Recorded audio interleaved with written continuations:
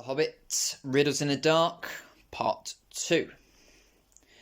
Very well, said Bilbo, who was anxious to agree, until he found out more about the creature, whether he was quite alone, whether he was fierce or hungry, and whether he was a friend of the goblins.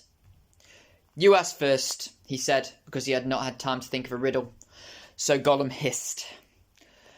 What has roots as nobody sees, is taller than trees, up, up it goes, and yet never grows? Easy, said Bilbo. Mountain, I suppose. Does it guess easy? It must have a competition with us, my precious. If Precious asks, and it doesn't answer, then we does what it wants, eh? We shows it the way out, yes? All right, said Bilbo, not daring to disagree, and nearly bursting his brain to think of riddles that could save him from being eaten. 30 white roses on a red hill. First they champ, then they stamp, then they stand still. That was all he could think of to ask.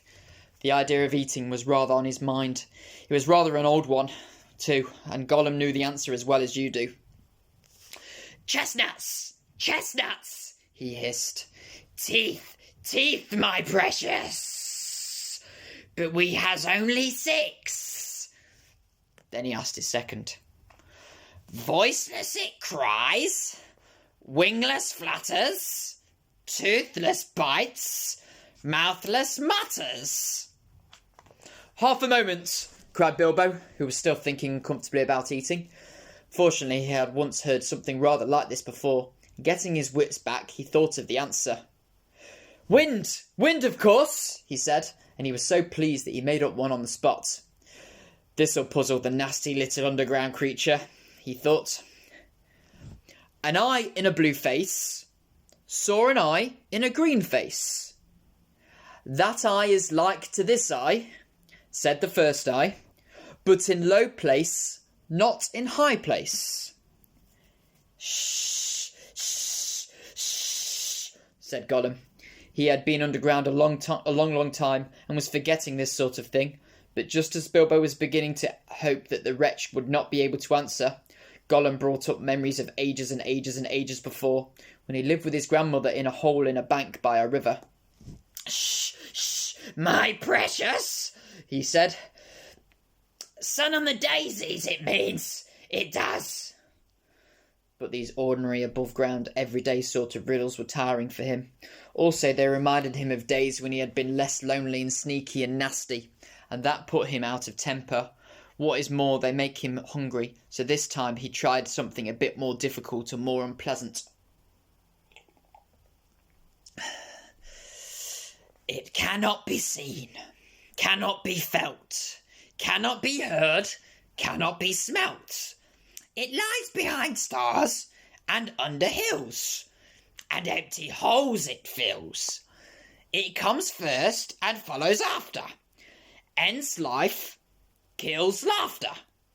Unfortunately for Gollum, Bilbo had heard that sort of thing before, and the answer was all round him anyway.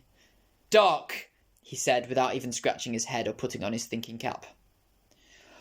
A box without hinges, key or lid, yet golden treasure inside is hid. He asked to gain time, until he could think of a really hard one. This he thought a dreadfully easy chestnut, though he had not asked it in the usual words. But it proved a nasty poser for Gollum. He hissed to himself, and still he did not answer. He whispered and spluttered. After some while, Bilbo became impatient.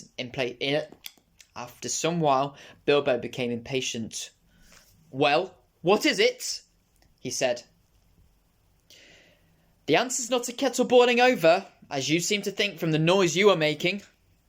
Give us a chance! Let it give us a chance! My precious! Well, said Bilbo, after giving him a long chance. What about your guess? But suddenly Gollum remembered thieving from nests long ago, and sitting under the river bank teaching his grandmother to suck. Eggs! He hissed.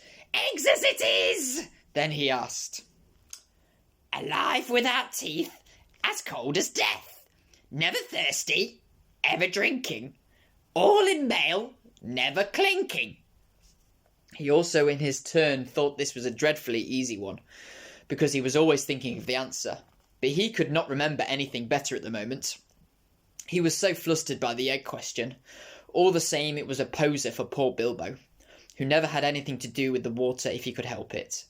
I imagine you know the answer, of course, or can guess it as easy as winking, since you are sitting comfortably at home and have not the danger of being eaten to disturb your thinking.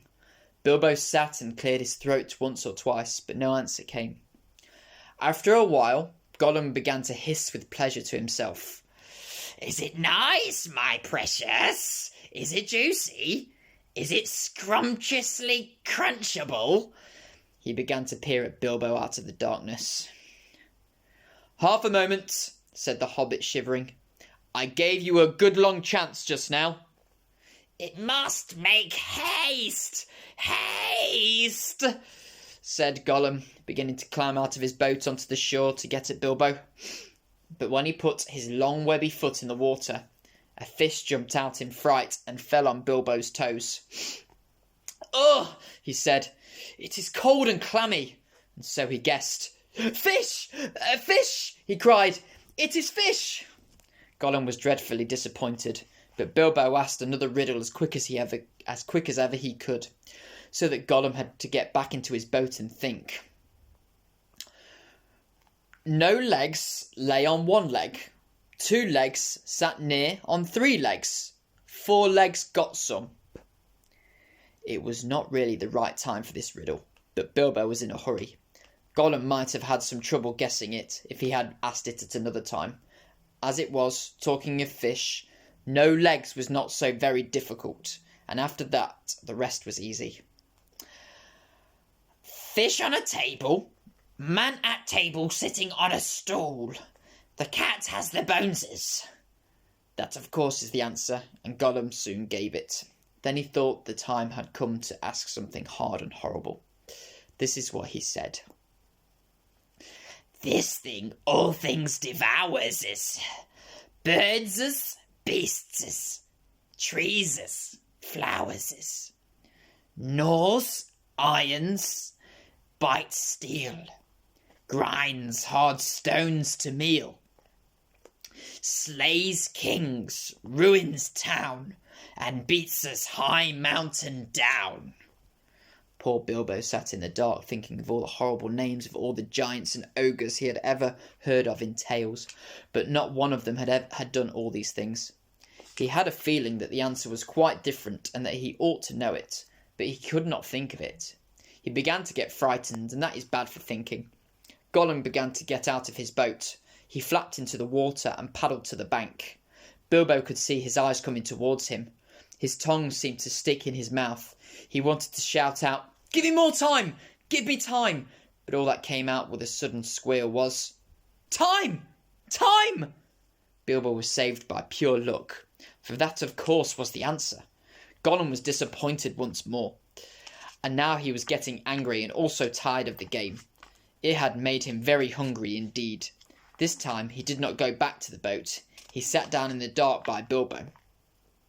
That made the Hobbit most dreadfully uncomfortable and scattered his wits.